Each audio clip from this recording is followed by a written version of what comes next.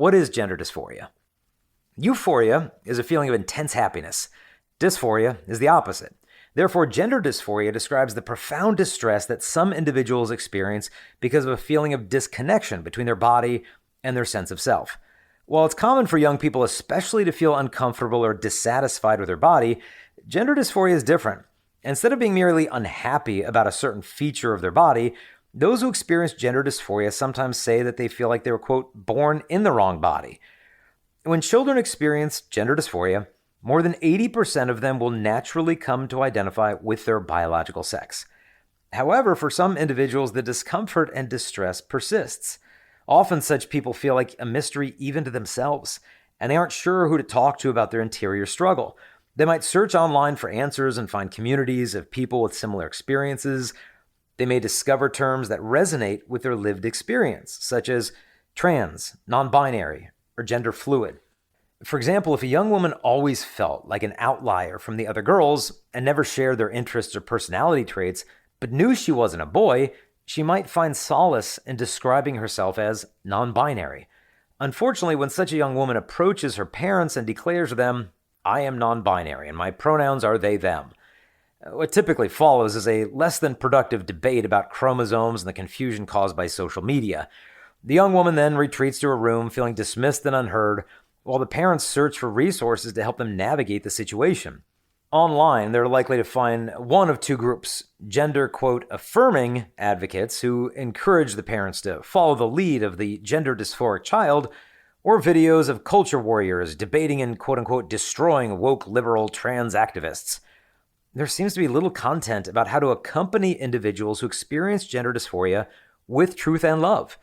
Those who do not experience gender dysphoria often dismiss individuals who pursue social, hormonal, or surgical transitioning as being delusional. A more compassionate approach would be to consider what it would feel like to experience such profound distress about one's body that a person would go to such great lengths to find relief. Aren't sex and gender the same? One reason why there's been so much confusion about the topic of gender is that the word has multiple meanings. Originally, the Greek root of the word meant the manner in which one generates. However, the word has mainly been used in reference to grammar. For example, certain languages have words that are masculine, feminine, or neuter. More recently, the word has been used as a synonym for biological sex, as can be seen with the modern trend of gender reveal parties. While gender can sometimes be used as a synonym for sex, other possible definitions could be sex lived out, the social expression of the reality of one's sex, or the cultural expressions of masculinity and femininity. In other words, gender can be distinguished from sex, but it cannot be divorced from it. However, a new meaning has emerged in the sense of, quote, gender identity. This is the idea that one's gender is their internal sense of self, which might not correspond with the person's sex. But if one's identity is untethered from the body, it'll anchor onto his or her personality.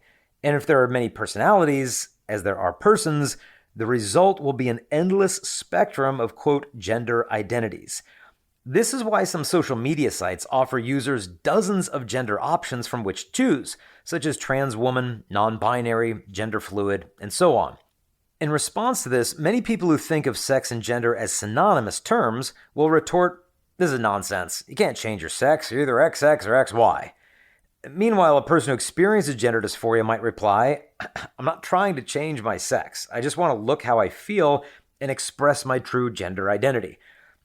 Because there's so much ambiguity and confusion over the word gender, a clearer approach would be to speak of one's sexual identity.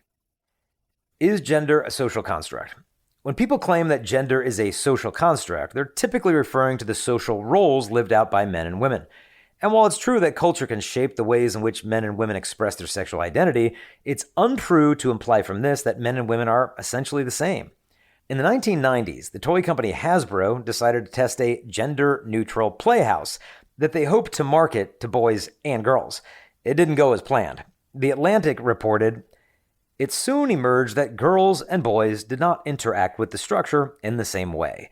The girls dressed the dolls, kissed them, and played house. The boys catapulted the toy baby carriage from the roof." A Hasbro manager came up with a novel explanation. Boys and girls are different.